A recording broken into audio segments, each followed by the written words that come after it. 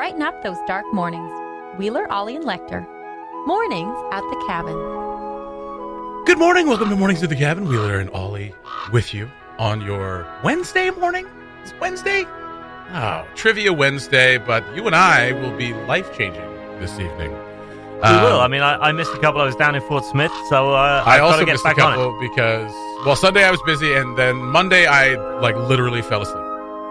I fell asleep, closed my eyes for 10 minutes, and I woke up an hour later. So that's my bad. I feel bad about it. Let's not bring it up again. We'll be taking your requests all morning long at the new Cabin radio line, 1-800-CABIN-RA. Just give us a call and dial it up. I'm not sure what numbers those are, but 1-800-CABIN-RA, Cabin-RA.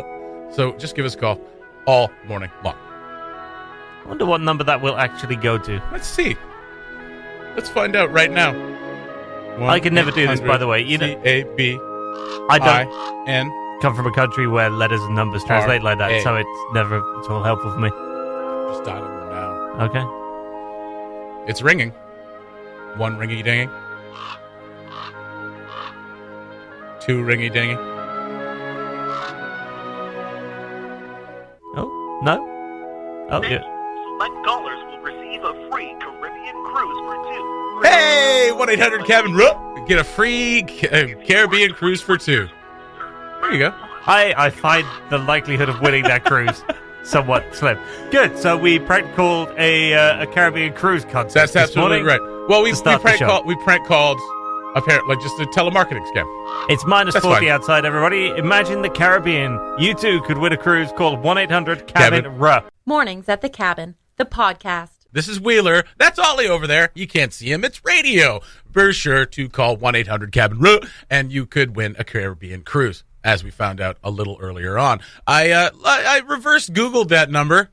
It's owned by a company in Guangzhou City in the Guangdong province in China. They own that number and about 1,000 others, and it's all telemarketing. So I just got here. What's going on with this number? Okay, well, I just I said that if you were taking your requests all morning long, okay, call 1-800-CABIN-RA, and you could get your request in. Ah. And while we were on the air, Ollie was saying, well, I wonder what that number actually is. So I dialed it, and it came up with a nice little message that said, hi, you're lucky enough to have reached this number. You could win a Caribbean cruise. Wow. Please stay on the line. It's way better than a request. Yeah, no doubt. No doubt. I wonder if why didn't we stay on the line? Yeah. Well, because we had things to do. Okay. I can call back. Yeah. Guys, we can still get this, okay? Just believe in it. You know, this would be a really good morning to win a Caribbean cruise. That would be wonderful. It's minus 33, almost minus 34. I'm not going to say 34, even though it's 33.9. How does our temperature gauge, how is it so accurate? How is it so to the 10th of the degree? It takes Environment Canada's information from the airport. Oh. There you go. There you go. The good news is, yes, this weekend, you might as well feel like you're on a Caribbean cruise. It's going to be a high of minus 14 in the Yellowknife. Hey! Jumping, we're going to be falling through the ice. Minus 14 Saturday, minus 15 Sunday. Snowy day, by the way, on Saturday, looks like from the forecast. So be prepared for that to be if you got kids, that's going to be a big snow day outdoors, romping around in the snow. That'll be good fun. And it should be nice and warm comparatively. Nice. Maybe not Caribbean cruise warm, but get outside and the air will not immediately rip your face off warm. Well, if anything. Have any of you been on a cruise? No. Never. And it's the kind of thing that I'm not sure I want to. Yeah. Right? So what you're saying is we might win something we don't actually want. Well, I'd go. I mean, I would go. If I wanted, I'd go. Oh, that's good of you. Yeah, right. Yeah. You're not gonna waste I've always kind of wanted to, but you see these videos, and these ships are so bloody enormous. Like the biggest one right now can hold it's 850,000 people, something like that. So the size of Winnipeg on a boat. I don't like Winnipeg when you start when I'm comparing in it to Winnipeg. What? I already didn't want to go on the cruise. Now it's going to be a cruise with the population of Winnipeg. That's right. And there's a little port. Can you imagine a cruise ship that's the SS Winnipeg, and there's it's just basically Winnipeg laid out, but on a cruise ship. It's here's the north end. And it go just, over there. There's going to be one really shady deck. Yeah, that's right. Yeah, and the it just actually goes down the Red River. It's I thought we were going somewhere actually Caribbean. No, well, that's what causes the annual flood of the Red River, is the cruise ship going down. The SS Winnipeg. The SS Winnipeg. Don't go to the North End bar. They beat people there for profit.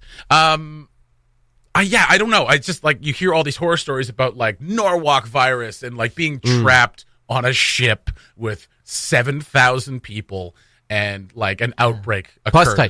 Plus Titanic. Wow. I mean, you know. You want to take that chance. Have you seen that size comparison between like modern day cruise ships and Titanic? Titanic is like the dinghy on these modern day cruise ships. Good Lord. It's nuts. I mean, they've made them like basically like malls and hotels on the sea. It's been that way for a long time, but like they've gotten so much bigger now that you can literally do almost anything on these ships for 7 days. Like the whole point is that like you don't look at the ocean. And the iceberg industry struggling to keep up. We're trying to carve off increasingly large icebergs from Greenland, from the ice Antarctica. caps. I mean, like this iceberg business is going down the tubes. We need to do something. Maybe some sort of march, or we could block up the highway with trucks to show our support for the icebergs. Yeah. Okay. So yeah, I mean, I would go on a cruise too. Oh, you given would. The option. Oh, you would. Yeah. Having said all that, all right, negating all we just said. Yes, I'd take that risk. You take the I'd risk? go on a cruise. Yeah, I mean, it's probably. I mean, you probably go on. Like, I know people that go on cruises literally every year or twice a year. Right. Like they'll go. That's their vacation. They'll go. Are you confusing this with the Navy? No. Okay. No. Good, That's every day. No, these people like they'll go like they'll do like Vancouver to Alaska, or they'll go down to Mexico or into the Caribbean or whatever, and they do this every year. Right. And they've only caught Norwalk virus like twice. So. Oh well. Like, great. That's okay. Yeah. Great. That's two more times that I really had planned on, but I'm sure I could, accommodate that. I just wanted to ask. So we've already prank called someone in Guangzhou City this morning. Yep. I was just wondering if we had any other like really old school radio morning show bits planned. Are we gonna maybe do like Will It Flush next? Hot dog, we have a wiener. Boil. That stuff. Yeah, basically. Yeah. Dingo and the baby. Anything else coming up? No. We can play Will It Flush with this IQ Busters puzzle. It's a good one. That's one of Nancy's Christmas gifts to us. How dare you? I take it back. Okay, good. Will it flush? How about this stick of Moody Bee? That'll flush. That'll flush.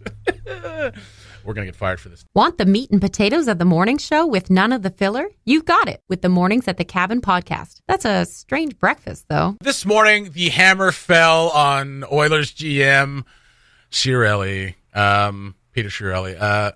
It was a long time coming, but after losing another game, they lost their third in a row, but they lost it to the lowly Red Wings, who are 31st in the league with 43 points.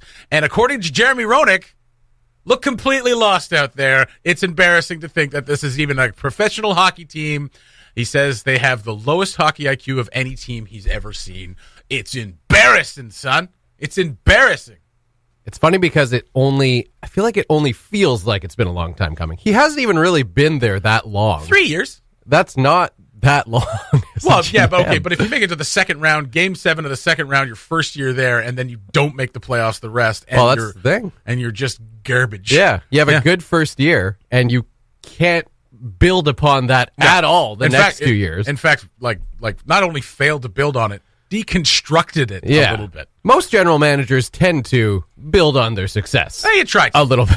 Well, and then you do that over generally longer than a course of 3 years. So for 3 years, and for it to feel like it's been a long time coming, that just shows you how awful the Oilers are. That's right. And I mean, I feel for him. I'm a rest on your laurels guy myself. So I am fully if you give me a compliment, I will roll on that for probably a decade.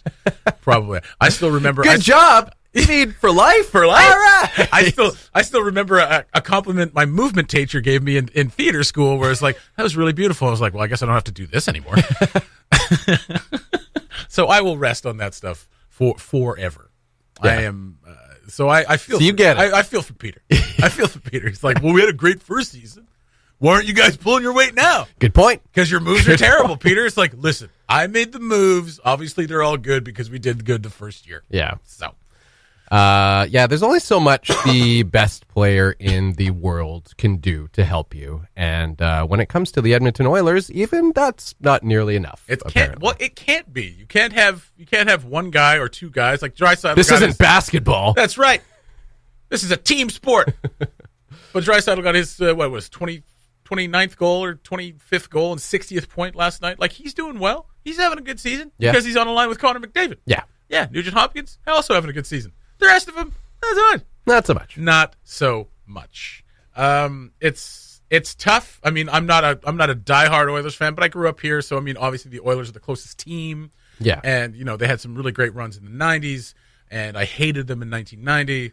Whatever you're going to do. I'm a Montreal fan. Doesn't affect me as much, but I understand how people feel. Yeah. Well, I mean, yeah, me being a longtime Leafs fan, I can certainly understand the frustrations that come with your team being garbage. That's right. For the most part. You've only ever known pain and degradation. Pretty much, yeah. But I mean, there's so many good, like, hardcore Oilers fans out there who have stuck by that team through thick and thin because there's been so much thin lately. That's right. And they feel it just as much as Leafs fans at least over the past like 10 plus years or whatever it's been now. Oilers fans have taken it on the chin as much as any That's right. team. And they keep on having glimmers of hope. I mean, that's what keeps them Oilers fans, because like you have a really great run in 05. Yes. Once the salary cap enters and like all these players come to Edmonton, you have this great run. That team completely disbands. Not 05, 06, pardon me. Right. That team completely disbands. Was it 05? 05. I think it 04, was 05, 06. 05 was the lockout year. And then 05 was the lockout year. 06 yeah. and then 07 Ottawa Senators. 3 Canadian teams in 3 years in a row. Yeah. And then you have these dog crap years. But out of that, you get some of the most touted prospects of the last like 20 years. Yeah. You got Taylor Hall. You got Ryan Nugent Hopkins. Obviously, you got Connor Mack. You get guys like Jordan Eberle. You get Darnell Nurse. You get some of the best picks ever in the last 20 Nail years. Yakupov, who was very exciting for at least a game. He had a great first game. That first game where he like slid on his knees over the Oilers logo was just golden. After that, not so much. I got a lot of sympathy for Edmonton Oilers fan. You know, as a Vegas fan, absolutely nothing happened. Sorry, what? Absolutely nothing happened for years to that team, and just the last couple of seasons, it's really come good. It's been really so they can't great. Turn around. It finally came together. I'm telling you, nothing for the years. Vegas Knights last night. Or last year. It finally just came together. Everything just clicked Out of nowhere. You know? Yeah. Thin air. That team just put it together. Yeah. Yeah, you got to be a happy camper, eh? With your jersey thing on there. Yeah, my Vegas hoodie. It's a nice hoodie. It looks super comfortable. I'll say that. There you go. Nice. What do you want? I've enjoyed contributing to this discussion. Well, it's all Oilers fans want is a nice, comfy sweater to cry in. So the Peter Chiarelli era is over. Who do you think they're going to hire next? Craig McTavish. Yeah, bring him back. Yeah, why not? Why Kevin not? Lowe. Let's just reshuffle him across the building. Shuffle the deck. So, question. Yeah. In hockey, has there ever been the trend that you see in soccer where you get in a really highly paid foreign coach? Like, what are the odds, or GM, or whatever? And what are the odds of getting, like, a great Russian KHL GM in? Like, has that ever happened? Does that ever happen? I don't know if there's I don't think it has ever happened. Yeah, I don't think there's ever been a GM outside of Now's North the American time. born. Now is the time. Yeah. Yeah, let's do it. Yeah. Bring That'd be over fascinating. Yeah, bring in someone from Scandinavia. Bring in someone from Russia. Bring in someone from continental Europe. See what's. Don't bring in someone from England, Jesus. But like, but yeah, That'd be pretty amazing, actually. Tretiak. Bag skates. Just bring Tretiak over. Ooh, Yeah, Tretiak. There you go. Bag skates the whole time. It's the only That's one it. we're aware of that's in management. Sergei Borkakov is also. Yeah, he's good. That's Yeah. good. That guy's Bring good. him over. Yeah. Petr Nabokov, also good. Also great. Nabokov. We're Yeah. gonna get Nabokov to manage our hockey. That's right. Okay. Yeah. That's right. I know what I'm talking about. Mornings at the Cabin, the podcast where we cut out all the great music and you're left with the rest. The only gas station in Enterprise has shut its doors. That's right. It was struggling small business. Obviously, in Enterprise, there is traffic. There is a lot of traffic that goes through Enterprise. But I mean, if you're going to Hay River, you can make it to Hay River. If you're going down in Alberta, you could fuel up at Indian Cabins. If you fueled up in Providence, chances are you're going to make it down into High Level by now. So Enterprise kind of became this waypoint in between that didn't get as much business as it used to. Now, back in the day, it used to get a lot. But now, not so much, and it has to shut its doors, which is kind of a shame. I always liked stopping in Enterprise, either getting some gas or just getting a bag of chips, whatever. Yeah. So now people kind of urging people, especially who are coming in on the Mackenzie Highway, bring a jerry can. Yeah. Because you may not Why though? I don't know. You don't need a jerry can. Don't you? Fill up an Indian Cabins. Yeah. and you're fine to, it's like 240 kilometers. That's to right. Fort Providence. That's right. Like, if you can't do that, then you're going to have needed the jerry cans anyway, because it's 230 kilometers to Betchico from Fort Providence, and there ain't no gas station in between those two. Yes. So if you're trying to get the Yellowknife, then if you can't do 240 clicks, then you are already going to be needing the jerry cans. Yes. I think the issue is people just need to know that that's right. And the gas station in Enterprise is closed. Yeah, that's what they're saying is that, and if you're not necessarily coming in from Providence or Betchico, but coming in from Simpson or up the river a little further, coming in on the winter road and like having that, because that's a few more 100 more kilometers, especially in the cold. So And it never hurts to have a jerry can. that's right. Never hurts to have a jerry can. Although ideally not now. in the car with you. Like, ideally you want it, like, if you got a truck, ideally you want it out the back, because jerry cans in vehicles with the fumes and stuff, unless you make sure they're properly sealed at all times, That's true. are not great. Don't tell me how to have a good time. This explains a lot about your driving habits. Does it? No. Okay. So I mean, that is really a shame. I mean, it's very hard being a small business owner in the North, obviously. So this is a permanent shutdown as far as it seems that way. as far as we know. It's hard to tell. I mean, CBC right. reported on this yesterday. They weren't able to contact the person who owns it. Yeah. They were basing it purely on the fact that 6 months ago, this person said they were having trouble keeping it open. Right. And then when they turned up on Monday, like the place was padlocked and shut. Yeah. So it doesn't, like, you can't say with 100% certainty that it's gone forever, but it sure looks like way. And the SAO in the local community was saying, it's a bit of an issue because occasionally people do turn up and they thought the place was still open, and they start looking around the community being like, hey, kind of need some gas here. Anybody need any gas? I mean, I don't know that I've ever driven that highway and had Enterprise as my last resort for a gas station either. I mean, You would hope you would fuel have up in enough Fort left. Providence. At least, I mean, I've always fueled up in Providence. You would hope that you would have enough left at least to get to Hayes That's River. Right. Yeah. If you got as far as Enterprise, That's right. because you're talking about another 35 kilometers, something like that. Yep. Like if you, I think in anywhere in the Northwest Territories, leaving it to your last 50 kilometers of gas Never. is a risk. When I first Yeah. When I first got my license, my dad said just stop at every gas station on the way out. Just in case, just stop at every gas station. It's fine. Which is funny because it actually, when you're in anywhere else but other parts of Canada, that kind of like trains you in a bad way. Oh yeah, because you're just like, you don't need to stop at every gas station in southern Canada, right? So you tend to push it. And I've definitely pushed. Oh, you drive by like 5 or 6. You're like, maybe I should stop. There'll be another one. I've done that. I've driven across the prairies dozens of times, and I stopped doing that because I was just like, there'll be another one. There'll be another one. And I've gotten to E and had the light on and gone another 60 kilometers and been like, there's going to be one over the horizon, right? If only this was the North, I never would have taken that chance. Exactly, and then coasted into one in the middle of the night in the middle of Saskatchewan and be like, you guys are open, right? God. Yeah, so, it's just going to be one of those things you're going to have to make sure you got the fuel. And the owner kind of saying she faced problems with increased cost of trucked-in water. That's a huge one. Some debt, also an increase in minimum wage. And that's a hard one because we do want increased minimum wage. You just hope that people don't use this as an example as to why we shouldn't have increased minimum wage. Right. Because, I mean, that's just kind of, it's going to be one of those things, right? On the other side of this, I'm hearing, and I don't have too many details about this yet, but hopefully we'll be able to run something a bit more substantive in future. Enterprise is getting a Starbucks. Fort Providence. Starbucks. No? Big River gas station is looking to expand and create a little hotel there and a bigger restaurant. Oh, wow. Very cool. Yeah. I don't know any more than that, and I think it's still in the planning stages. They're still talking about how that's going to be funded and stuff, but I know that a few weeks ago they were chatting to people about it and getting quite excited about expanding that place. Casino. Cool.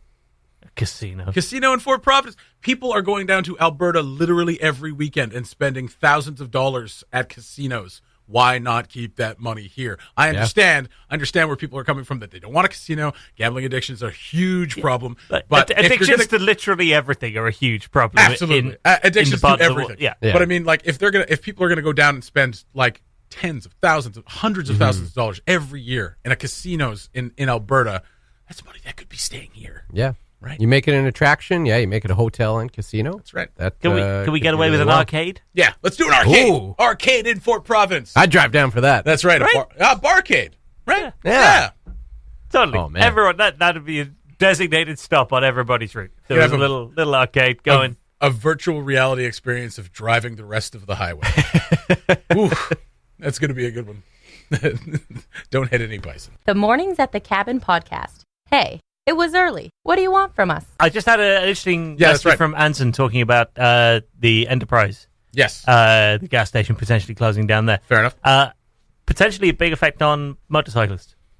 Interesting. Which has been an increasing attraction up here, particularly like the midnight of course, midnight sunride and things like that. He was a little bit worried that because a lot of bikes have got about 300 kilometers in range. You know what? That's very interesting. I was actually thinking about what the range on a motorcycle is, and 300. Wow, that's apparently not a lot. Yeah. Which I guess means that you can just about do it, but it just adds a little uncertainty to the mix if there's no Enterprise in the equation. I mean, I imagine you get a pannier or something and put jerry cans on them. But I don't. Yeah, I mean, especially long cruisers, they'll put a jerry can on the back. Yeah, right. It's not necessarily something that people want to have to do. Apparently for people coming up on bikes, that might make life a little more tricky because it was a really useful waypoint for them, which I hadn't even thought about. I didn't realize that motorcycles got such horrible gas mileage. I mean, yeah. I mean, it's a small tank, but I mean, you think it's a small engine too. Yeah, I think it depends on what you have. Yeah, I am venturing so far out of my comfort zone. My mum had this amazing phase when I would have been, I don't know, she's probably listening to this and I'll get like a corrective memo in about 5 minutes' time. But it must have been when I was about 12 or 13. She learned how to ride a bike. And she went and did a course and got everything she needed. And she ended up with a Yamaha Dragstar. Okay. Custom, like, cruiser. Yeah. She and her other half at the time both had them. And that was a super cool phase of being a teenager. And like your mom was a biker? Yeah, my mum was a biker. She went from having a Fiat Cinquecento, which is like one of the smallest possible cars you can imagine. Is that one of the ones with one wheel on the front? No, but it's essentially like a step up on the ladder from that. And it's bright yellow with red seatbelts. And it was an incredible, like, it stood out. She'd drive into the parking lot at school to pick me up, and it would be visible for hundreds of miles. And so, but we developed a reputation at school for this ridiculous little yellow car being like my family's, which then became a custom motor, like a Yamaha Dragstar. That was a shift. That was a pretty seismic shift in my parking lot fortunes. Did it have a sidecar? It did not have a sidecar, although one of the coolest things I've ever done is ride in Robin Webber's sidecar here in Yellowknife on the ice road. Yeah. And we filmed a couple of years ago for the Midnight Sun ride, little advert, which involved me in about minus 30 in goggles and a helmet and everything, perched in the sidecar of Robin's machine, bopping up and down the ice road and doing a bunch of filming. That is a cool machine. It's also intensely bumpy. Well, yeah. Like that ice road on that sidecar. Yeah. Well, especially on the sidecar. You probably feel every little nook and cranny. cranny. I don't think suspension is really a thing on sidecars. I love a sidecar, but it's basically like... They look great, just don't be the one sitting in it. That's right. Yeah. Yeah. They're not comfortable to sit in. They're for dogs. Well, that is... Yes. That is an interesting perspective on the Enterprise gas station. That is... I didn't realize that motorcycles had such a short range. I've driven one like when I was a kid. I've never driven one since I've been like an adult. So I know very little about motorcycles. I should probably know more. Maybe get to know more a little bit. Yeah, I was bad enough on a bike without a motor. Never mind like adding a motor to it after that. So, definitely on a bicycle, I have a very short range. Very not 300 kilometers? It's not 300 kilometers. It'd be lucky if it was 3, probably, and then I'd just be gassed. Yeah, which is more than anyone else will be in Enterprise. The Mornings at the Cabin podcast was recorded before a sort of live, thankfully not in the studio, audience. This is a story that ran at cabinradio.ca. A YK Mountie broke his hand protecting very sensitive area during a scuffle. An RCMP officer in serious discomfort broke his hand on the face of a man who grabbed his testicles.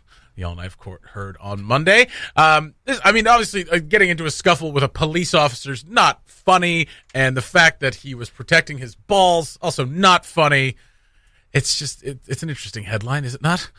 It's not a headline you generally expect to see. No. But when you put it all together, that's right. Okay, yeah. Daniel Frise was in territorial court, and he got into a scuffle with a police officer after they noticed him. They were called to a collision and found a chaotic scene with damaged vehicles, people involved in the collision, onlookers, and rush hour traffic. An officer noticed that Frise standing in the roadway, blocking traffic, taking photos of his car, had some damage. He was agitated, also high on marijuana, which we know turns people into crazy, sex-crazed maniacs. It's probably why he went for his junk. Again, I'm trying not to make light of this, but it's just, it's terrifying. Have you ever been in a fight where someone's grabbed your junk? No, that's a pro wrestling move. That's a pro wrestling move. If anything. And you wouldn't, like, it would be terrifying because, I mean, like, obviously it hurts, but also it's not the most hardy part of your body, you know? No. It's a lot of loose skin, and it feels like it could just kind of be torn off at a moment's notice. Yeah. It feels like it's attached by Velcro. I'm not going to lie to you. Yeah. And to have that grabbed, I mean, they're saying, like, the article says he was agitated. It's like this. That seems like a understatement for a person who would get into a fight with an RCMP officer and just go for the gusto. Just go for him. It's like, I'm just going to grab this guy. Usually, I think my first instinct, if I ever got into a scuffle with an RCMP officer, would be to just like, I think I'll just go limp. You go for the poke in the eyes? Go for the poke in the eyes. Go for the gun, obviously. His eyes were bloodshot. They smelled marijuana, so obviously you got to take him down. Yeah. But like, you can't pull hair. That's strictly against. And the I'm not rules. saying I wouldn't. Like, I'm not saying I wouldn't resist an arrest. I would. But like, you know that this person is trained to like put you down in any way they see fit. Yeah. Right. And it's not like they'll use procedure as much as they can. But if you start going for the testicles, when you give them urgency, they may not follow all the protocols. And I'm not saying that punching them in the face is not following protocols, because someone grabbed me by the junk, I would be punching them in the face as well. I think that's just a very natural reaction. Absolutely. But breaking your hand on someone's face, that's some serious stuff. So that guy's going to be on light duty for the next month or so. Frise, I imagine his face is not feeling great. Probably not. No, I wouldn't imagine. But this was this past summer, so I'm sure he's doing a bit better now. Yeah. Frise is now on probation for 15 months, where he has to keep the peace and be of good behavior. 15 months of probation for grabbing RCMP's junk? That's not bad. That's 100 hours of community service? Come on. You should have been doing that anyway.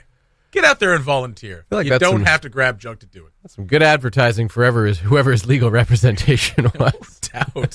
Physically assaulting a police officer, a little bit of probation. Behave. Like the podcast? Listen live. Mornings at the Cabin, 7 till 9 each weekday.